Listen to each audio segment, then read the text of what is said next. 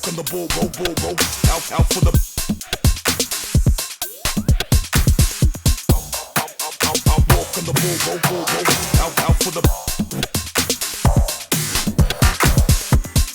I'm walking the bull, because you did not deliver. out for the. We hear about it. We hear about in this day and age, when I was in high school, we hear about women delivering in the hospital. We hear about women delivering at home in the bathtub, maybe on the bed, maybe. But the worst part of it all, I heard about girls delivering in the bathroom.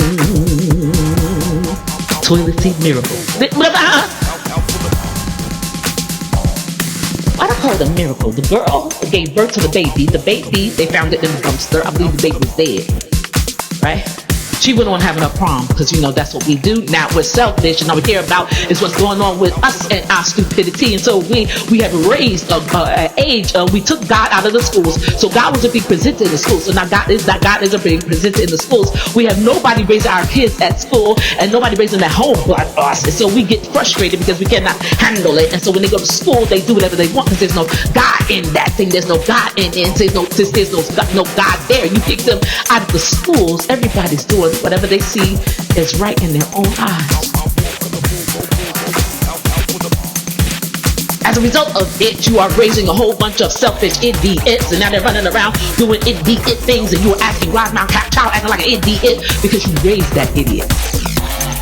You made it in a test tube. You had your oil in a cream. And you took God out of the stool. And you put him in a carafe on your stanchion, and you don't look at him until Sunday. You say, okay, God is for Sundays. I need a Sunday, an ice cream sundae, and a sugary topping on it for me to sit down and consider God in it. I need to be able to sit down and relax, me to think about God. So since you don't think about God until Sunday, what happens if he doesn't think about allowing you to breathe until Sunday? What if he takes your kid's life away until Sunday? What if he takes your kid's ability to blink their eyeballs until Sunday? What if he is a question? No, we're not talking about that. O-R-E. We're talking about things that pertain to you because it's all about you. So we walk into another July 4th toilet seat, a miracle. Congratulations, you are the proud father, mother of a brand new baby. You just, ain't that what they do? They're selfish. All they think about is themselves. You just delivered them. You went through pain for them. You went through 9 months for them. And all they can tell you when they get out is, I'm already sick of you. I'm not going to clean those dishes. I'm not going to do what you tell me to do.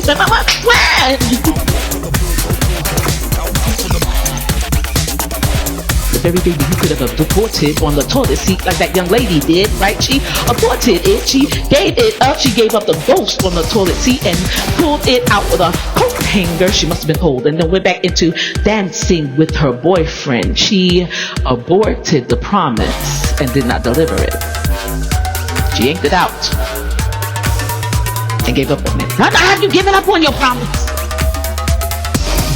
Have you given up on the miracle? Because it's as if it's giving you on the toilet seat. I don't come to everybody looking like I came here looking like a starfish. Hands and feet were in bindings and they hurt. And I tell you, because I come here looking like that, you think I'm supposed to? Because you're supposed to help me. That I can't help you, and that's the stupidity behind it. I glean from everybody. Even if it's a baby, I listen to them. I pay attention to kids. Even when they are disrespectful, I still listen. Yeah, that was wrong for you to say it like that, but I got something out of it. I'm going to go ahead and change it. They said that was disrespectful. Yes, it was. But check this out. Here's the blessing in it, because the blessings of the Lord make it rich, and that is no sorrow to it. So I will glean everything I can out of it, and what I learned from it is that kids will tell you the truth. Girl told me, she said, yeah, your hair smells perfumey. I said, oh, thank you. I try my best. And I start patting, I try my best. She said, yeah, a little too perfumey, Jim. I said, oh. My little girl was like, I said, She said, did you say this? And she said, yes, you didn't hear the conversation before that. She said, did you say this to her? She said, the girl said, yes, but you didn't hear what we were talking about before that. If you heard what we were talking about before that, you understand why I said it, Mom. You missed and you came in on the last half of the conversation. Came out of her 9-year-old mouth. Yes, it did. It was smart. She said, you understand more if you were a part of the conversation from the beginning. So from the beginning to the end, but then you only enter in at 1967 and a half. So because you come in on the half, you think you know everything. So you think it's okay to take God out of the schools and follow behind the abortion, wait the twisted, wait the messed up, wait the abysmal, wait the crazy, wait the atheist, wait the can't figure my mind, and now after I root with the earth, I will then leave it because I am fat like that and all of that. I look like Heavy D and every one of his.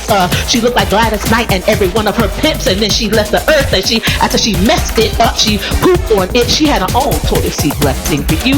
You drank, eat all of it. You took communion with her, but you still want with God. Come in with God and pick up a spoon. Hey, do you see this? What do you see? I see a spoon. Remember that?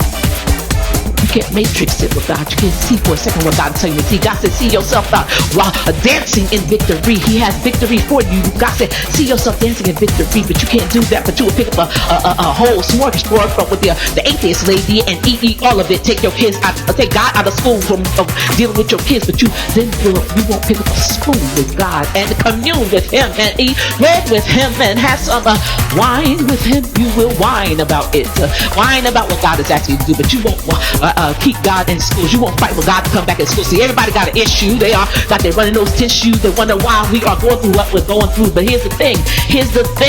You are fighting the Board of Education, the big cattle, the Board of Education. You are fighting that, but you don't understand.